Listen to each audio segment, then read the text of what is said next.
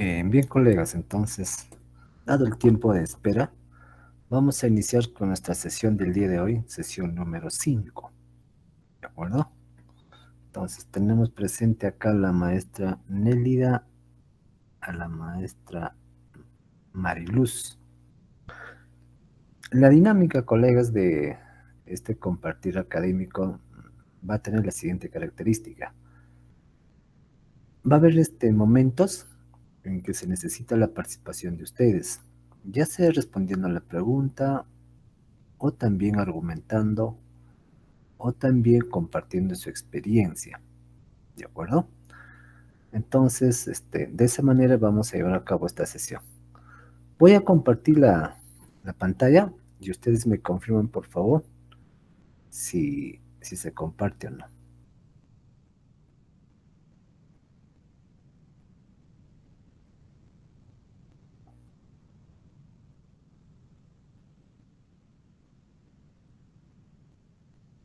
Ya. A ver, ¿me confirman, colegas? Si se comparte, si observa lo que estoy compartiendo. Sí, maestro, sí se observa. Ok, muy bien, gracias. Bien, sesión número 5 trata de lo siguiente. De lo concreto a lo abstracto, estrategia para fortalecer el pensamiento lógico matemático. ¿Cuál es el propósito, colegas, de esta actividad del día de hoy? Es comprender cómo los estudiantes pueden construir modelos matemáticos al enfrentarse a situaciones reales del aula, reconociendo el valor de razonamiento, la representación y la validación como procesos esenciales en el aprendizaje de la matemática. Entonces, significa que hoy día vamos a hablar todo referido a la construcción de modelos matemáticos. ¿Sí?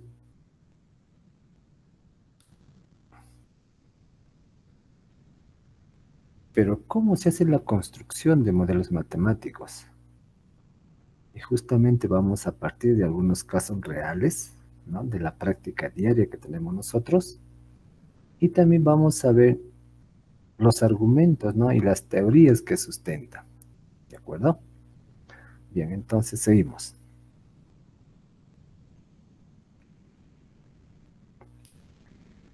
Del contexto a la presentación matemática. Ya en las clases anteriores estábamos comentando nosotros de que hay la necesidad de hacer la matemática dentro del contexto. O sea, no se puede hacer la matemática si está aislado de la realidad de los estudiantes. Es necesario tomar la matemática como herramienta para resolver problemas del contexto. ¿De acuerdo? Entonces, bajo esa consigna, tenemos el siguiente caso. A ver, primer caso. Durante la sesión vamos a trabajar dos casos. Primer caso, nos dice lo siguiente. La docente Rosa trabaja el tema las compras en el kiosco escolar. En primaria bastante se hace práctica de esta estrategia kiosco escolar, ¿no?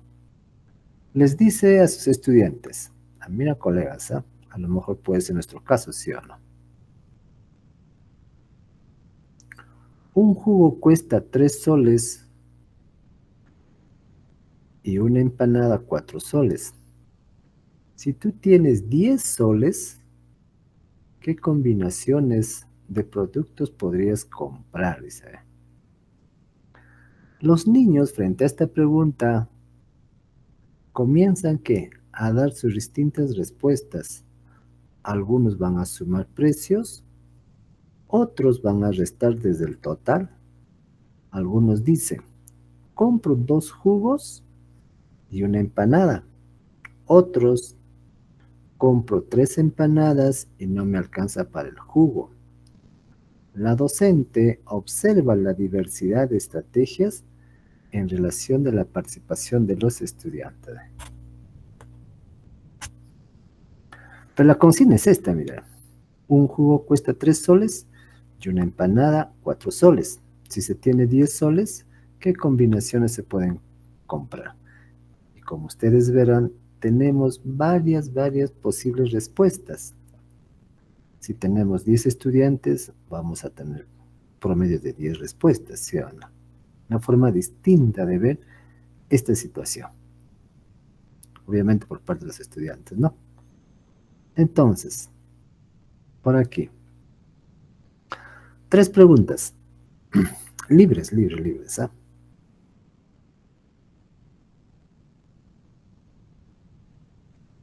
¿Qué harías tú como docente para que los estudiantes representen el problema con dibujos, tablas o expresiones numéricas?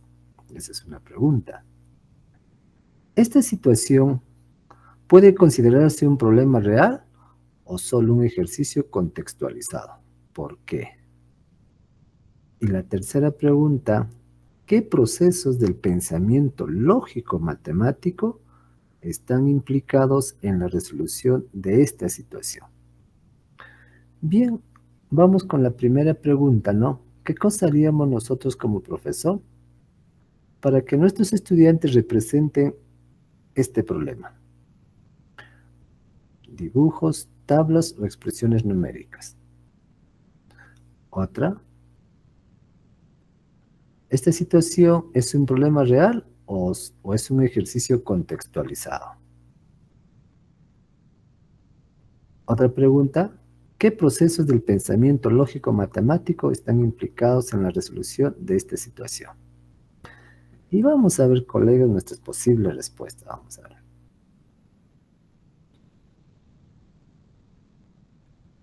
A la primera pregunta, a la primera. Esta situación, ¿no?, puede considerarse un problema real o solo un ejercicio contextualizado. ¿Por qué?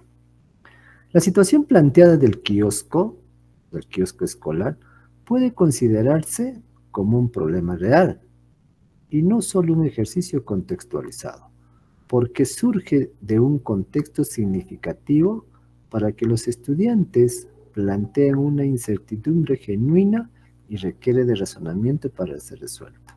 Sí, pues, la ventaja que nosotros tenemos en la escuela es que contamos al alcance de un cafetín, ¿no? Lo llamamos nosotros cafetín. Y en ese cafetín vende productos al alcance de los estudiantes. En muchos de los casos, nosotros hemos simulado, ¿no?, ese cafetín como un kiosco escolar. Como un kiosco escolar, ¿sí o no?, para hacer diversas actividades matemáticas, como el de compra y pierde, por ejemplo, ¿sí o no? Otro también el de fracciones. Y en verdad, a través del kiosco escolar, muchos colegas han trabajado diferentes temáticas. Entonces, por lo tanto, esto no es un ejercicio contextualizado en la matemática, no, sino que cosas, es un problema real, un problema real. Y si a partir de este kiosco escolar nosotros orientamos como debe ser, entonces en casa, en el barrio, en el sector donde viven los estudiantes, fácilmente, ¿no?, van a la tienda y pueden aplicar lo que han aprendido en la escuela, ¿sí o no? Claro.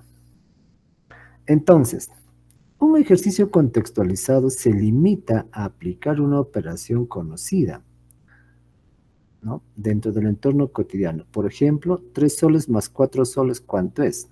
Es una suma simple, ¿sí?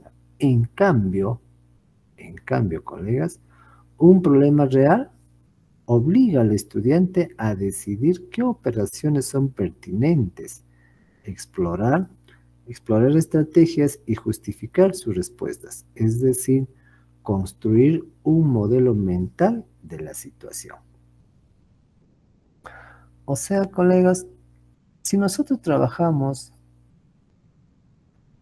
un ejercicio contextualizado o un ejercicio como tal, como que no desarrollamos ciertas habilidades cognitivas en los estudiantes. Pero si nosotros tomamos en cuenta el desarrollo de la matemática con problemas reales, en función a la edad de los estudiantes, a los niveles de grado de los estudiantes, ¿no? Entonces estaríamos promoviendo qué cosa en los estudiantes a explorar estrategias y justificar sus respuestas. Dicho de paso, estaríamos llevando a la construcción de un modelo mental de la situación. O sea, es más conveniente, es más pertinente, es más ventajoso trabajar, colegas, con problemas del contexto. Bien, esa es la primera respuesta o el primer sustento a la primera pregunta. Ahora nos vamos al siguiente diapositiva. ¿Qué más nos tiene esta respuesta? En el caso del kiosco, los estudiantes realizan analizar el valor de los productos de 3 y 4 soles. Ojo, analizar. La otra habilidad, relacionar esos valores con el dinero disponible, con 10 soles. Mira, otra habilidad también. Analizar, relacionar. Otra habilidad, probar distintas combinaciones posibles. Y otra, validar si su elección cumple con la condición del problema. Mira, con ese caso, mira, hemos promovido qué cosa el movimiento de varias habilidades. Analizar, relacionar, probar, validar. Por lo tanto, no se trata, colegas, no se trata de una simple aplicación de suma o resta, sino de un proceso de razonamiento combinatorio y de control del gasto, donde cada estudiante o cada alumno puede llegar a diferentes respuestas válidas. Esto convierte la situación en un verdadero problema abierto, cercano a su vida cotidiana. Lo que practican en la escuela con este kiosco escolar, también, colegas, lo practica en su casa, en el barrio, ¿sí o no? Y todos los días, en todo momento, ¿no? Los hijos a veces hacen el mandado de la compra, ¿no? En la tienda del barrio. ¿Se dan cuenta, colegas, qué tan importante es relacionar la matemática con el contexto? Bien, seguimos. ¿Qué teorías, colegas, qué teorías sustentan a esta primera pregunta? ¿Esta situación puede considerarse un problema real o solo un ejercicio contextualizado? ¿Qué teorías, colegas, lo sustentan? Primero tenemos a Freudenthal, ¿no? Que dice lo siguiente. Plantea que la matemática debe ser una actividad humana. O sea, este personaje, ¿no? Miembro de la educación matemática realista, ¿sí? Plantea que la matemática dice que debe ser una actividad humana, donde los alumnos matematizan la realidad. Mira, donde los estudiantes, los escolares matematizan la realidad. El kiosco representa un contexto realista porque permite a los niños usar su experiencia previa, comprar, pagar, comparar precios, etc., para construir, ¿qué cosa? Estructuras matemáticas propias. O sea, con el kiosco escolar estamos tomando su experiencia de los estudiantes, ¿sí o no? Desde esa mirada, el problema no está contextualizándose superficialmente, sino que brota del entorno de los niños y por lo tanto les pertenece cognitivamente. Claro, porque en la mayoría de los casos, ¿quién hace las compras así de productos básicos en el barrio? Los hijos, ¿sí o no? Ándate, cómprate tal cosa, tal cosa, tal cosa. Y en muchos de los casos, los niños a veces son distraídos. Les mandan por 3 productos en el camino y se olvidan. Regresan a casa, otra vez preguntan. Y uno de los casos es que a veces en un papelito lo anotan, ¿sí o no? Claro. ¿Qué nos dice Polia? Un personaje muy, muy, muy reconocido dentro de las matemáticas. ¿Qué nos dice Polia? Polia distingue entre ejercicio con una ruta predecible y problemas que demandan pensamiento. Polia hace la diferenciación. Un ejercicio con una ruta predecible y problemas con demandas de pensamiento. En este caso, el docente no da la operación a realizar. El alumno debe comprender la situación. ¿Ah? Nos dice que el alumno debe comprender la situación, planificar una estrategia y verificar su resultado. Esto cumple con las fases clásicas de la resolución de problemas: comprender, planificar, ejecutar y verificar. Estos son los pasos dentro de la propuesta de Polia. Ya, tenemos ahí entonces a dos personajes. Otro personaje más, Ausubel. ¿Qué nos dice al respecto? Para que el aprendizaje sea significativo, los nuevos conocimientos deben anclarse en experiencias previas con sentido personal. El kiosco es un entorno de experiencia real, donde los niños ya poseen esquemas mentales sobre dinero, precios y compras. Sí, claro. Los niños ya tienen ya sus prerequisitos de esta actividad, ¿sí o no? Realizado en casa, obviamente. Por eso, el problema favorece la integración de conocimientos nuevos, combinaciones y equivalencias en estructuras existentes, generando aprendizaje duradero. Eso es lo que nos dice Osborne, ¿no? El aprendizaje significativo. Vygotsky, ¿qué nos dice Vygotsky? En el diálogo con sus compañeros o con la maestra, en relación al kiosco, los estudiantes contrastan y argumentan sus estrategias, moviéndose de la acción concreta contra monedas a la reflexión abstracta, representar con números. El problema, al ser socialmente compartido y mediado, se convierte en una herramienta para desarrollar el pensamiento superior. Los cuatro personajes, mira, que hemos revisado, ¿no? Apuntan, direccionan que es más favorable trabajar problemas del contexto, porque los estudiantes ya tienen ya sus saberes previos, sus experiencias previas, y eso en muchos de los casos cuando hacemos la matemática no lo tomamos en cuenta. A veces no lo tomamos en cuenta, cuando debe ser lo contrario. Por lo tanto, en función a la primera pregunta, una situación es un problema real cuando obliga al estudiante a pensar, decidir, justificar, no solo a calcular.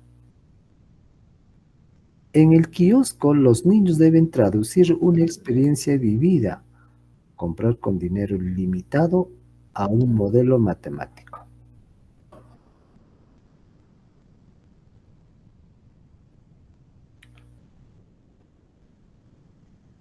Esa es la esencia del modelamiento. La matemática nace del mundo, no del libro. Mira. Esa es la esencia del modelamiento. La matemática, ojo colegas, nace del mundo y no del libro. Por eso, esta situación va más allá de un ejercicio contextualizado. Es una oportunidad del pensamiento auténtico y significativo.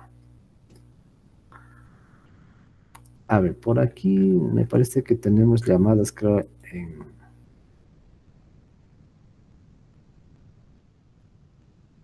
Ya, seguimos entonces.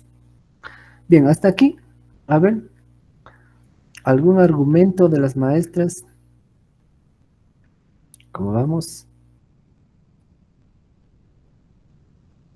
La maestra Mariluz, a ver, algún argumento, alguna participación, alguna experiencia. Maestra Nélida.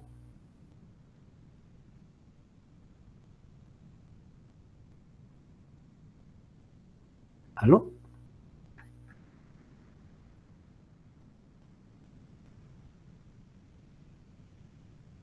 Ya.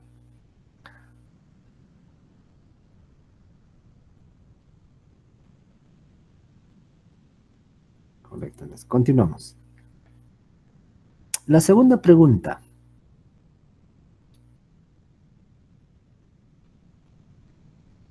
¿Qué procesos del pensamiento lógico? A ver, ¿qué procesos del pensamiento lógico, matemático, están implicados en la resolución de esta situación? En la resolución de la situación del kiosco escolar, se movilizan diversos procesos del pensamiento lógico-matemático que permiten al estudiante analizar, representar, relacionar y validar información numérica en un contexto real. Estos procesos no se limitan al cálculo, sino que activan el razonamiento, la generalización y la toma de decisiones, todos esenciales en el desarrollo del pensamiento lógico desde los primeros grados. O sea, mira, los estudiantes realizan, ¿no? Cognitivamente, la analiza, el representa, relaciona y el valida. Entre muchos, entre muchos, entre muchos. No solamente eso, no, estamos solamente priorizando, ¿no? Estamos priorizando. Entonces, ¿qué más tenemos para acá? Y acá tenemos, entre los principales procesos implicados destacan los procesos mentales. Mira, el pensamiento aditivo. Los estudiantes combinan valores 3 y 4 soles para acercarse al total que viene a ser los 10 soles, explorando sumas y restas de manera flexible. No aplican solo una operación, sino que prueban distintas combinaciones posibles. El razonamiento aditivo. Siguiente, el pensamiento combinatorio. Deben determinar qué conjuntos de productos pueden comprar con el dinero disponible, lo que implica explorar posibilidades, límites y comparaciones. Este proceso es la base del razonamiento lógico de búsqueda sistemática. Pensamiento combinatorio, razonamiento aditivo. Otra tenemos, modelización y representación. Los niños traducen la situación verbal a una representación concreta o simbólica. Dibujos, monedas, tablas, expresiones numéricas. Esto desarrolla su capacidad de abstracción y simbolización. Algunos estudiantes pueden dibujar, algunos de manera concreta con monedas, otros pueden hacer a través de tablas, otros pueden hacerlo ya de manera directa con expresiones numéricas. Y todo esto agrupa a la estrategia ensayo-error. Todo. Un grupo de estudiantes te puede hacer en una tabla. Un grupo de estudiantes te pueden hacer dibujos. Un grupo de estudiantes pueden hacerte con monedas. Otros pueden ir de manera directa ya a expresiones numéricas o simbólicas. ¿De acuerdo? Siguiente. Control y validación de resultados. Requieren verificar si su combinación cumple con la restricción del problema. No pasar de 10 soles. Este proceso implica autocontrol cognitivo y pensamiento crítico sobre sus propios procedimientos.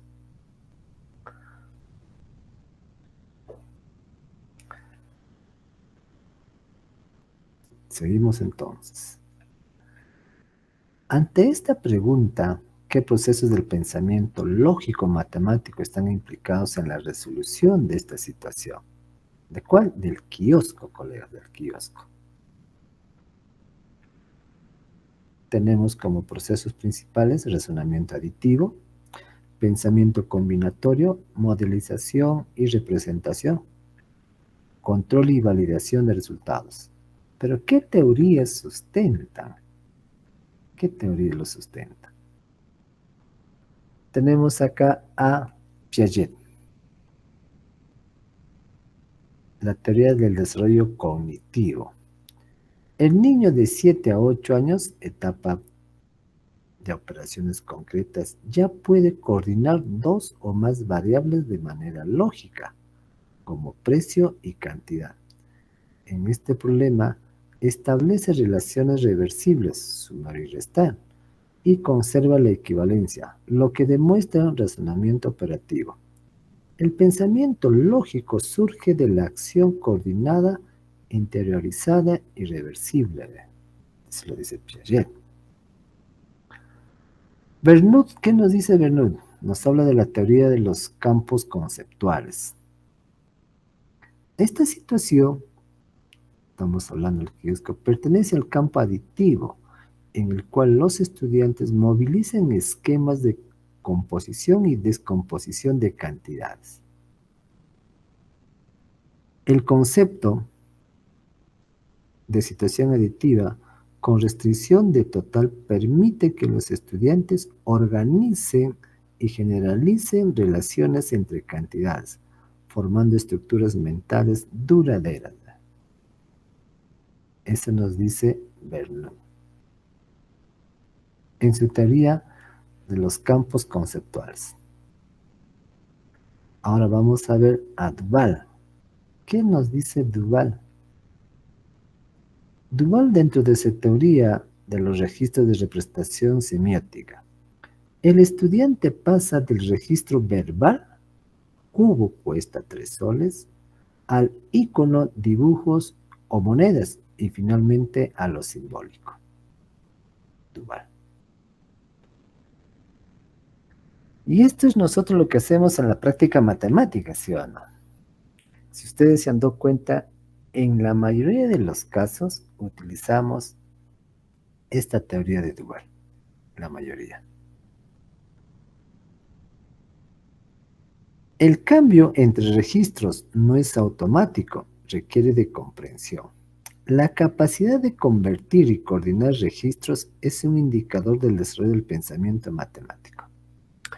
Nos está diciendo, ¿no? Nos está diciendo, si el estudiante pasa del registro verbal al icono, o sea, a los dibujos o monedas, o a la representación simbólica, colegas, entonces estamos yendo por buen camino. Estamos yendo por buen camino. Según Duval. ¿Y qué nos dice Schoenfeld con su teoría del pensamiento matemático y metacognición? El estudiante que analiza, planifica y verifica sus combinaciones está desarrollando, ¿qué cosa? Procesos metacognitivos. Se pregunta, ¿qué sabe? Evalúa si su estrategia funciona, ajusta procedimientos. Esto refuerza la autonomía cognitiva y la reflexión sobre el propio aprendizaje matemático. Hoy en día, a través de la propuesta del Ministerio, nos dice de que debemos desarrollar en los estudiantes la autonomía, ¿sí o no? La autonomía, pero ya esto, dentro de una teoría, abarca mucho más, ¿no? Que lo engloba como metacognición, como metacognición. Bien, colegas, mira, el hecho de haber tomado como pretexto el kiosco nos abre unos abanicos de teorías en la cual sustenta la la fortaleza, colegas, de trabajar con contextos reales. Con contextos reales. Por ello, a conclusión, ¿no? Resolver este problema no solo es sumar ni restar, sino pensar matemáticamente. Los niños analizan, representan y verifican relaciones, lo que implica razonamiento aditivo, combinatorio, simbólico y metacognitivo. Desde la mirada de Piaget, Bernoulli, Duval y Schoenfeld, vemos que el pensamiento lógico-matemático se construye cuando el estudiante actúa, representa, reflexiona y valida. Como resumen de estas cuatro teorías, de estos cuatro personajes, nos dice lo siguiente, colega, ¿no? Nos dice que el pensamiento lógico-matemático se construye cuando el estudiante actúa, representa, reflexiona y valida. Por eso, este tipo de situaciones reales son las que verdaderamente desarrollan las capacidades lógicas en el aula.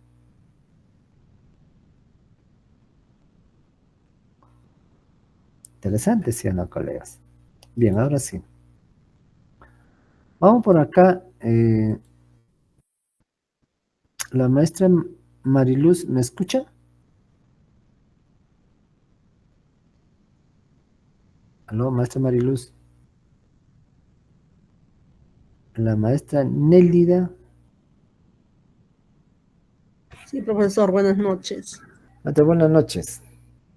A ver, maestra, ¿cuál sería su apreciación al respecto hasta donde hemos ido compartiendo?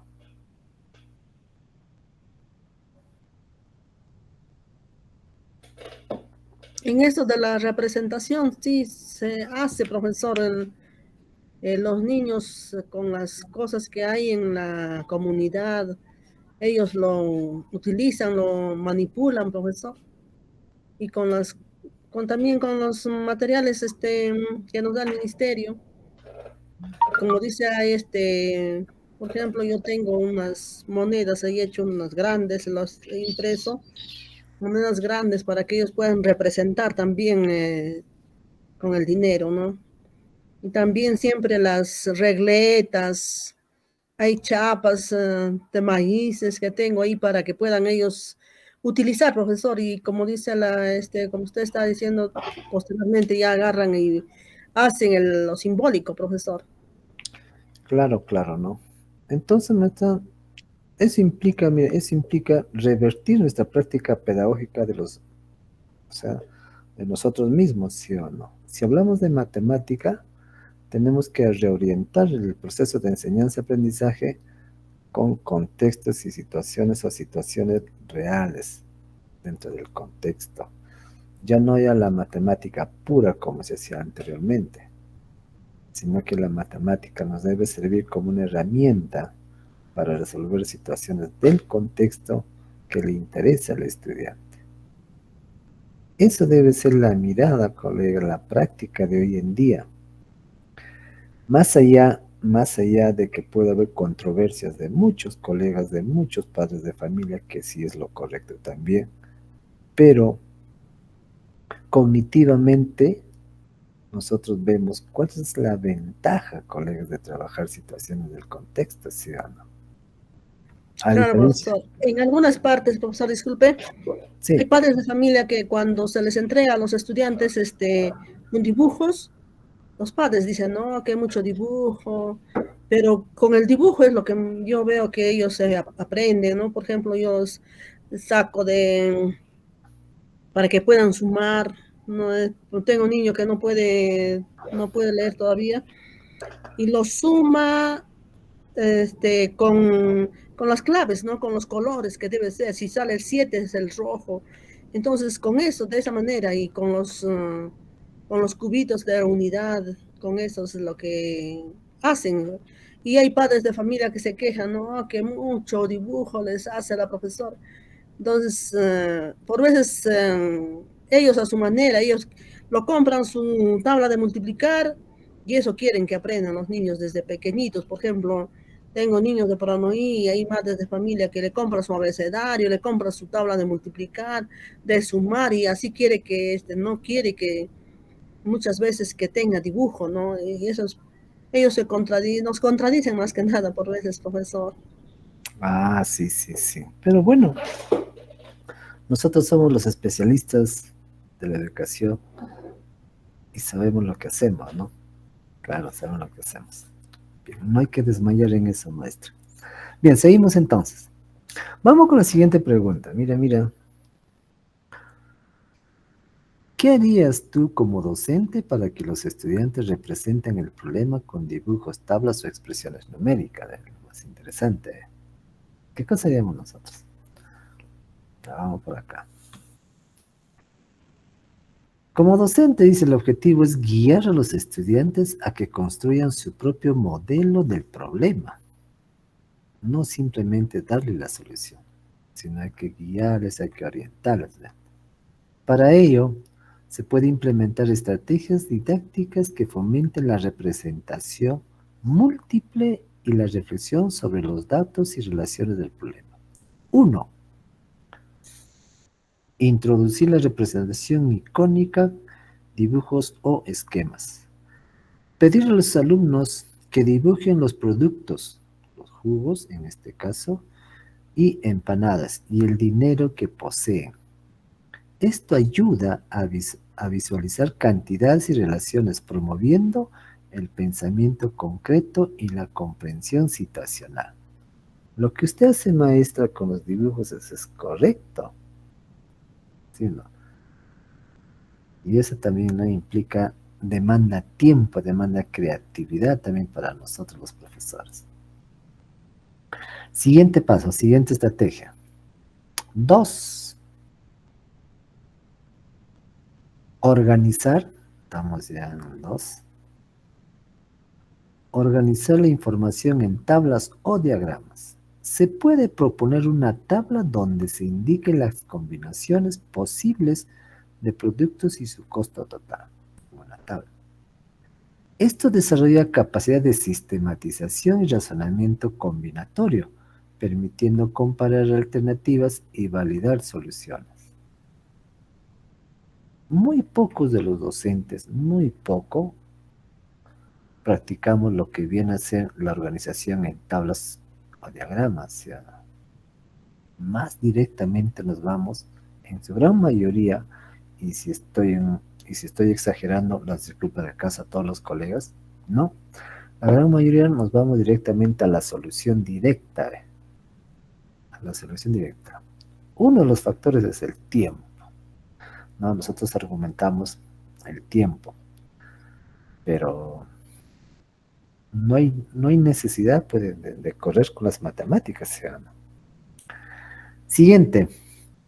Traducir la situación a expresiones numéricas. Una vez que los estudiantes comprenden la situación, guiarlos a expresar sus dibujos o tablas en operaciones matemáticas. 3 más 3 más 4, 10 soles, o 10, por ejemplo.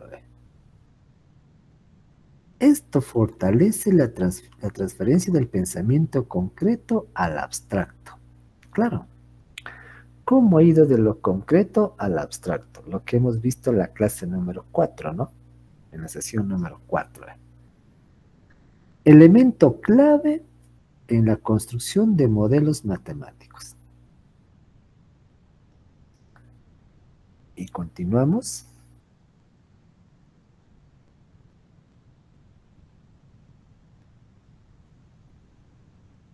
4. Fomentar el diálogo y la reflexión. Pedir a los estudiantes que expliquen su representación y justifiquen sus elecciones. Este paso desarrolla la metacognición y argumentación matemática, además de permitir que los pares aprendan estrategias distintas. Formular o fomentar el diálogo y la reflexión. Y por último tendríamos uso de apoyos manipulativos y materiales concretos. Como la maestra usted acaba de mencionarlo, monedas, fichas, bloques o tarjetas de productos. Facilita la transición del concreto al pictórico y luego al simbólico, de acuerdo con la teoría de Duval sobre registros de representación semiótica.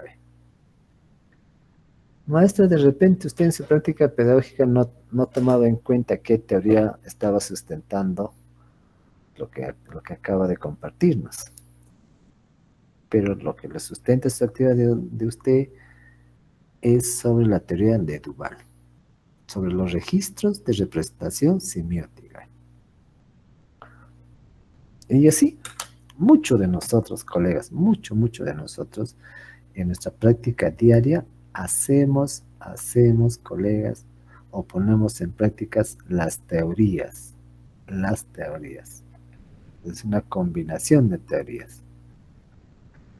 ¿Qué nos dicen las teorías al respecto? Al respecto, colegas, de acá, de esta pregunta, colegas, de esta, ¿no? ¿Qué harías tú como docente para que los estudiantes representen el problema con dibujos, tablas o expresiones numéricas? ¿Qué teorías lo sustentan a eso? La teoría de registros de representación de Duval. El aprendizaje matemático requiere coordinar distintos registros: verbal, cono y simbólico. Dibujos, tablas, operaciones. El docente guía al estudiante a transitar entre registros, fortaleciendo su comprensión y flexibilidad matemática. También tenemos a lo que vienen a ser las operaciones concretas de Piaget. En la primaria, los estudiantes aprenden mejor al manipular y representar objetos concretos, consolidando operaciones internas reversibles y estructuras lógicas. Dibujos y objetos permiten asimilar y acomodar nuevas relaciones matemáticas. Eso es una gran verdad, ¿no? En la primaria, ¿no? Generalmente hay que trabajar con temas, con materiales concretos. Y eso también hoy en día se está promoviéndose en la secundaria. Claro, la naturaleza de secundaria es muy distinta, ¿no? A lo que es de primaria, por el simple hecho del desarrollo del pensamiento lógico, por el desarrollo nada más. En la secundaria el pensamiento de los estudiantes se hacen abstractos. Y también vuelven a lo concreto, se hacen abstracto, vuelven a lo concreto, eso sucede en la secundaria. En cambio en la primaria no, tiene que partir primero por el tema de lo concreto para ir a lo abstracto. La siguiente teoría tenemos el aprendizaje significativo de Ausubel. Las representaciones deben vincularse a experiencias previas: comprar, contar, dinero, combinar productos, etc.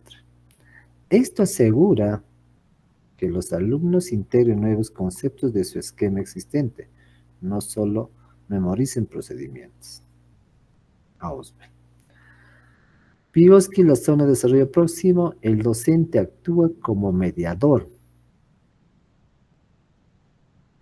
Esta palabra mediador, hoy en día bastante escuchamos y decimos que el docente hoy en día es un mediador, ¿no? Para el estudiante. ¿Quién lo dice eso? Vygotsky. Hace preguntas, orienta estrategias y fomenta intercambio entre pares. La estrategia de Vygotsky. Los estudiantes reciben scaffolding pasando de la ayuda externa a la autonomía en la representación y modelización. Según Vygotsky, ¿no? Según Vygotsky. Entonces, colegas, Como docente, nosotros como docentes, nuestro rol es guiar a los estudiantes en la construcción de modelos. No se trata de darles operaciones correctas, sino de facilitar la representación, la situación, la analicen y la traduzcan a expresiones matemáticas. Y todo esto lo puede hacer mediante dibujos, tablas y símbolos. Los niños comprenden la relación entre elementos, ejercitan su razonamiento combinatorio y desarrollan el pensamiento lógico matemático significativo, tal como lo plantea Duval, Piaget, Ausubel y Vygotsky.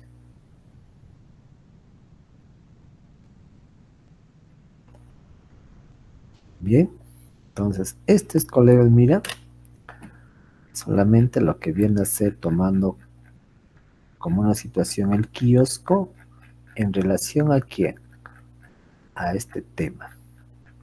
¿A cuál? A este colega. O sea, un momento.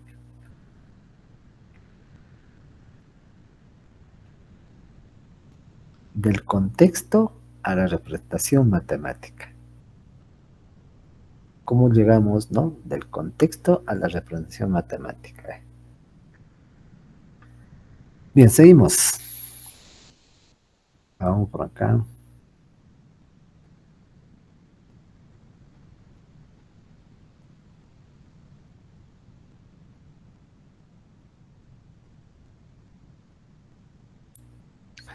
El proceso de modelización. El proceso de modelación matemática en el aula. Ya en el aula, colegas. ¿Cuál es el proceso? Vamos por acá.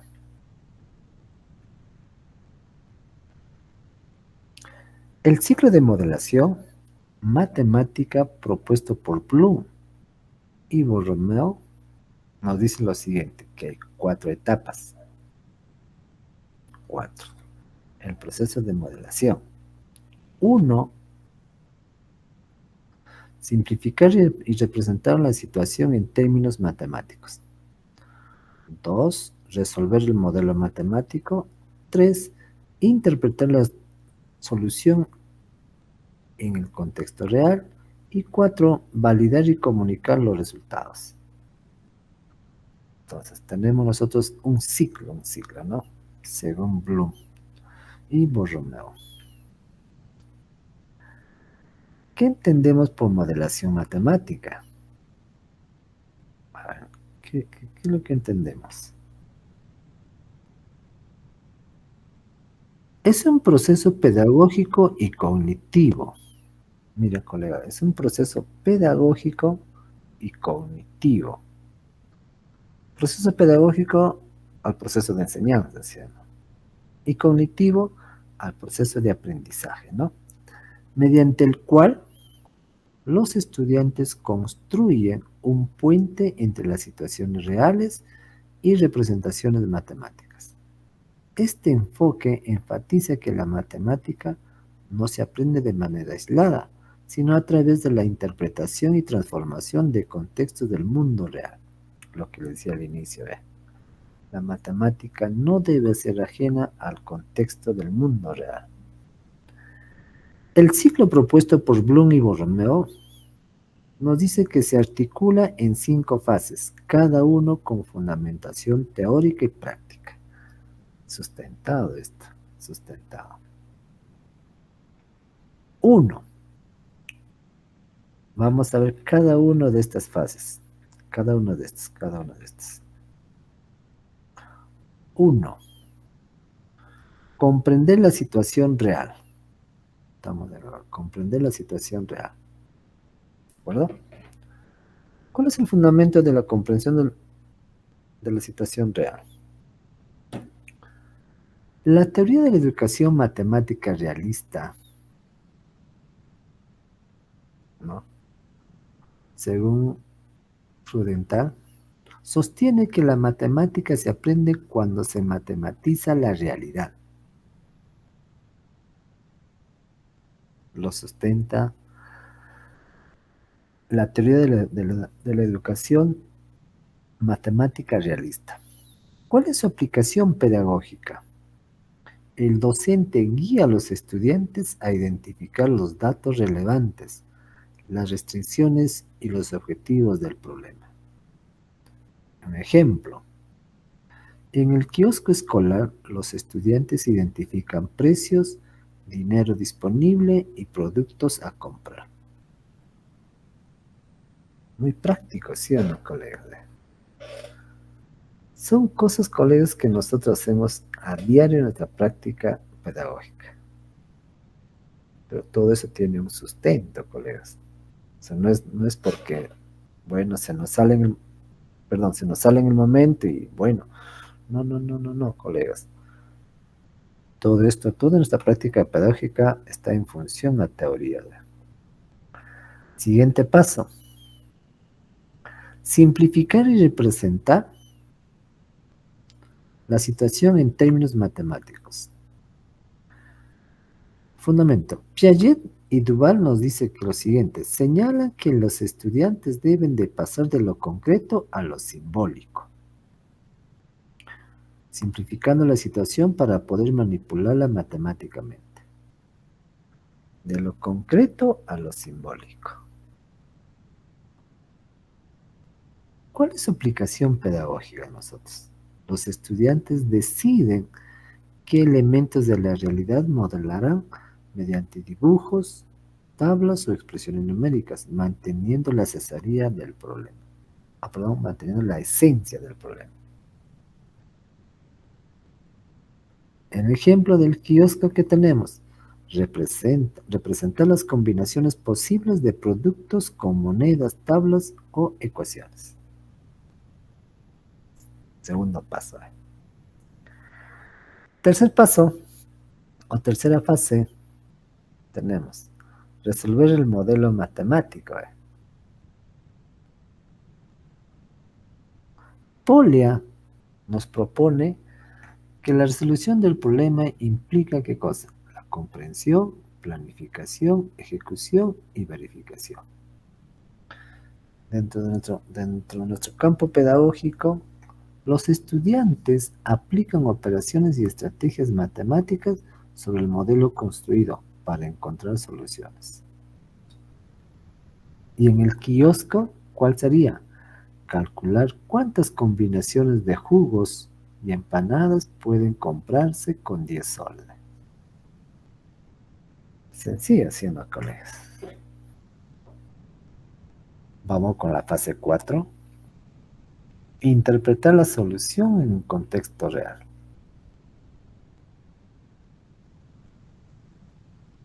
Auswell y Redental nos dice lo siguiente. Indican que los resultados matemáticos deben volverse significativos en el contexto original. Y la aplicación pedagógica, los estudiantes comparan las soluciones obtenidas con la situación real, verificando si son coherentes o cumplen con las restricciones. Ejemplo del kiosco, ¿no? Confirmar que la combinación encontrada no exceda los 10 soles y que sea factible en la compra real. Claro, tiene que ser real, ¿sí o no? Y a veces nosotros no sé, ahora es poco, pero anteriormente sí, ¿no? Cuando nosotros encontrábamos en muchos textos datos que no coincidían o que no estaban relacionados con la vida real, ya sea en forma, ya sea en tamaños, ¿no? Porque nunca puede darse las dimensiones incorrectas dentro de la vida real, ¿sí o no? Por ejemplo, eso sí, había una discusión en una capacitación que se ha tenido. Cuando hacemos la matemática, dentro de la matemática, cuando trabajamos nosotros áreas y perímetros, el primer objeto de estudio es el salón. El primer objeto de estudio. O en todo caso, si no salimos al patio, que también es lo correcto. ¿Qué es lo correcto? Pero acá viene el detalle. ¿Cuál profesor? Esta viene el detalle. Cuando nosotros hacemos la medición respectiva, siempre hemos trabajado con valores exactos. Por ejemplo, las longitudes de las dimensiones del aula. El largo 4 metros, el ancho 5 metros o 6 metros. Nosotros le damos por un tema de operación práctica, obviamente. Pero en la vida real, esos valores no existen. No existen, colegas, esos valores. Siempre, siempre se va a trabajarse con valores reales. Si de largo, si de ancho le damos nosotros 4, y en la vida real puede ser 4.35 o 4.40. La otra dimensión no sería 6, no sería 6 metros, sino ¿cuánto sería? 6.70 o 6.80 o 6.10. Eso es lo real, colegas. Por eso es que muchas veces, y ustedes van a notar en los estudiantes, cuando trabajamos nosotros con textos reales en el aula, en la pizarra, trabajamos con valores exactos. Y cuando los estudiantes se encuentran en su realidad, los valores dice otra cosa. Dice otra cosa. Entonces se debe trabajar, colegas, con valores reales. Con valores reales. ¿De acuerdo? Listo. Ese ha sido un tema, ese ha sido un tema de discusión en una capacitación que se ha tenido. O sea, la matemática exacta no existe, colegas. O los valores exactos no existen en ningún lado. Bien, seguimos entonces. 5. ¿Qué tenemos en 5? Validar y comunicar los resultados. Vygotsky enfatiza la importancia de la socialización del conocimiento y la construcción colectiva del aprendizaje. Vygotsky lo dice, colega. Es necesario, ¿no?, la socialización del conocimiento y la construcción colectiva del aprendizaje. ¿Cuál es la aplicación pedagógica? Los estudiantes explican sus soluciones y modelos, reciben retroalimentación del docente y de sus compañeros y ajustan sus estrategias si es necesario.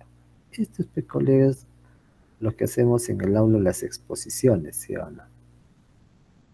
Ejemplo del kiosco. Perdón.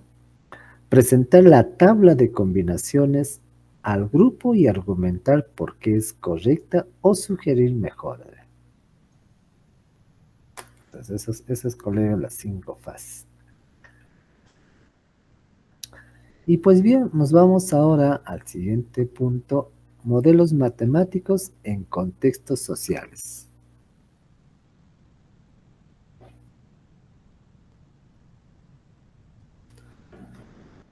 Bien, vamos a ver los modelos matemáticos en contextos sociales. A ver, ¿qué nos dice por acá? Un minuto.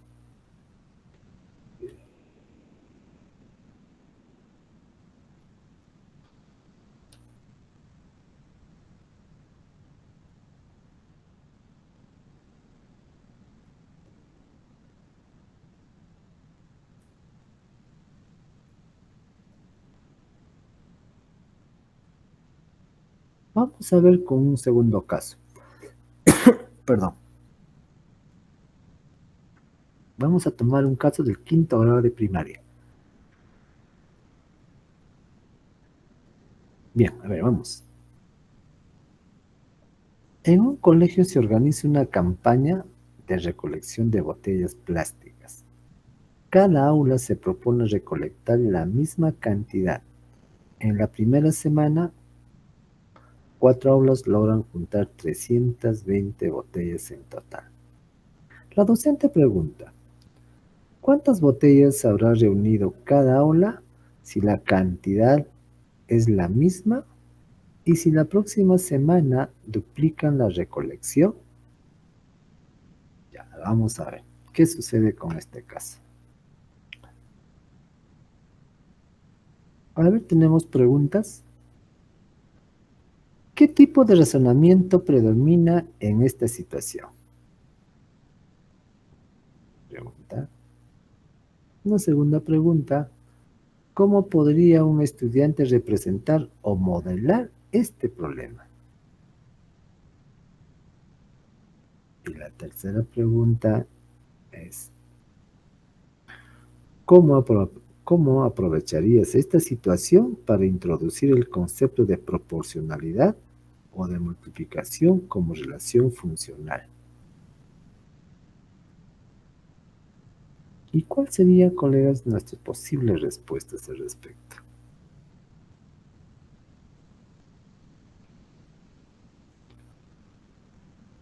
Frente a la primera pregunta, ¿qué tipo de razonamiento predomina en esta situación?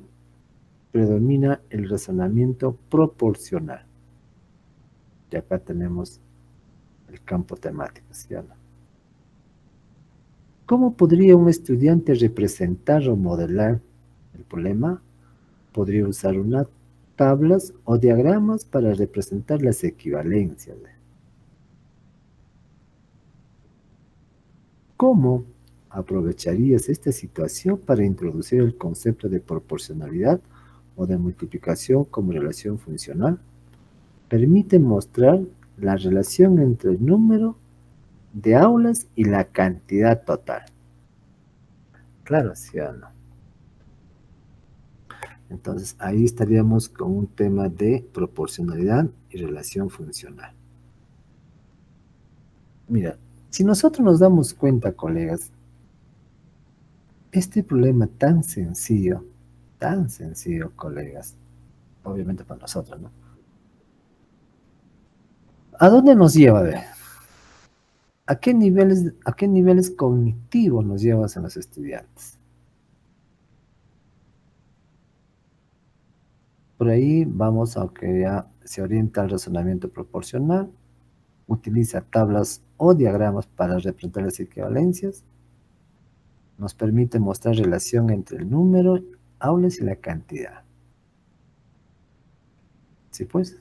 ¿Y qué nos dicen las teorías, colegas, al respecto? ¿Qué dicen las teorías? La teoría de la proporcionalidad cognitiva lo sustenta aquí Bernoulli. El estudiante modela relaciones multiplicativas al establecer correspondencia entre magnitudes. La proporción se convierte en un invariante operante que da sentido a las situaciones reales. Otra teoría, la teoría del aprendizaje basada en problemas, de Burroughs. Esta teoría hoy en día bastante, ¿no? Nos inciden a trabajar, ¿no?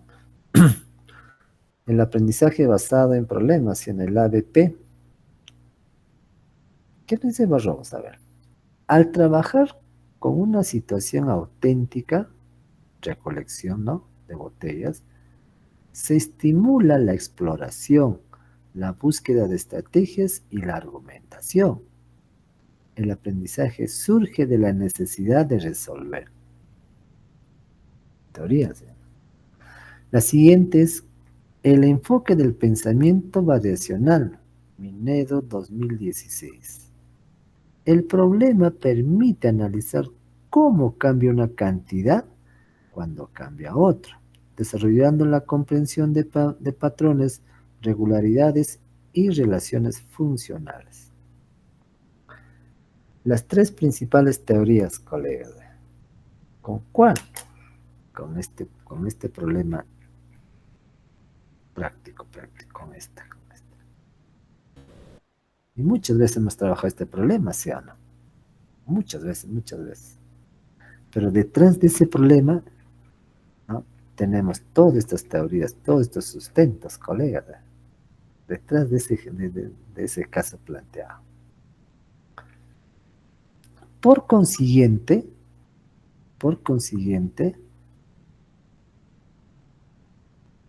tenemos que este tipo de situaciones nos muestra que el modelamiento no es exclusivo de los grados superiores. Incluso los niños de primaria pueden construir modelos proporcionales cuando comprenden las relaciones entre datos y resultados. O sea, nos está diciendo que el modelamiento matemático, colegas, no está en función al nivel. No, colegas. Sino está en dónde? En la comprensión del caso situacional por los estudiantes.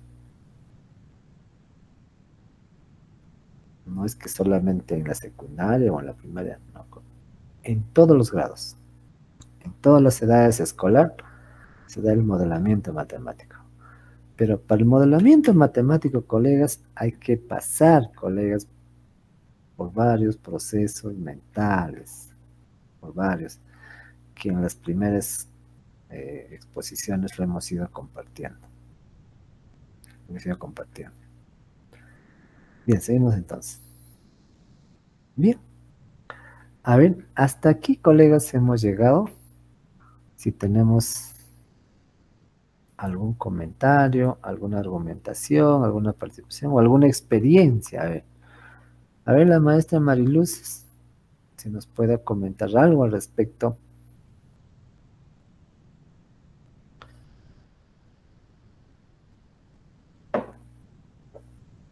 ¿Ninguna? La maestra Nélida. Maestra Nélida, ¿usted es de nivel de primaria? Sí, profesor. Ah, ya. ¿Y actualmente con qué grado usted está? Soy de una institución educativa unidocente. Ah, Tengo el perdón. primer grado, segundo, quinto y sexto grado. Ah, perdón, pero sí, la clase anterior nos comentaste, ¿no? Ah, ok, sí, correcto. Bien. A ver, maestra, ¿usted lo relaciona la clase del día de hoy con su práctica pedagógica? ¿Es ajeno o no es ajeno lo que usted hace en aula con lo que hemos compartido el día de hoy? No, sí se practica, profesor, en parte. Y algunos, así como dice usted, lo obviamos por la cuestión del tiempo también, profesor. Pero de todas maneras, como es unitaria, por veces tengo que esperar a que todos lo puedan tomar, ¿no? Lo puedan captar, profesor, porque hasta que no, me dice 2 cursos, por veces con matemática me quedo y comunicación prácticamente, profesor. Porque Sí, no, poquito, no, como tienen varios ritmos de aprendizaje también, eso es el problema, profesor. No se puede avanzar tampoco, pero sí se hace esas teorías que dice que usted ha expuesto, profesor. Hay partes donde no sabía el personaje, pero los estudiosos, pero sí se hace, profesor. perdón. Sí.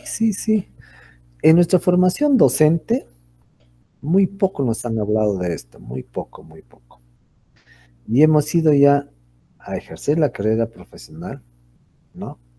En los niveles que nos corresponde. Y sí, en muchos de los casos hemos puesto en práctica estas teorías. En muchos de los casos, en la mayoría de los casos hemos puesto en práctica estas teorías. Con el pasar de los tiempos, poco a poco hemos ido relacionando esa práctica pedagógica que tenemos nosotros con las teorías. Y en verdad, colegas, no estamos muy ajenos a eso, no estamos lejanos. Si trabajamos la matemática como tal, sí. Pero si yo voy a desvincular el contexto del estudiante o de la realidad con la matemática, ahí sí estaríamos quizás haciendo la matemática muy distinta a las teorías que nos presentan acá en esta exposición. Por ejemplo, las academias, colegas, sí, lo llevan la matemática frío, la matemática como tal, ¿no? Sus fórmulas, casos propuestos y la aplicación de la fórmula, ¿no? Pero a veces, bueno, muchos quieren eso, ¿sí o no? Y lamentablemente por ahí no está orientado lo que es el desarrollo del pensamiento lógico matemático. Sería interesante, colegas, ahora que ya estamos ya cerrando el año casi, ¿no? Ya nos faltan solamente 2 meses, en enero, febrero, en el momento libre de ustedes, analizan, revisen, investigan cómo es la educación matemática en Europa. Es muy distinto a lo que trabajamos nosotros en América Latina, la matemática. Muy distinto. Y la pregunta, ¿por qué es distinto? Yo también me he hecho muchas preguntas al respecto. Pero bueno, ya era el momento para socializar todo ese bloque temático también.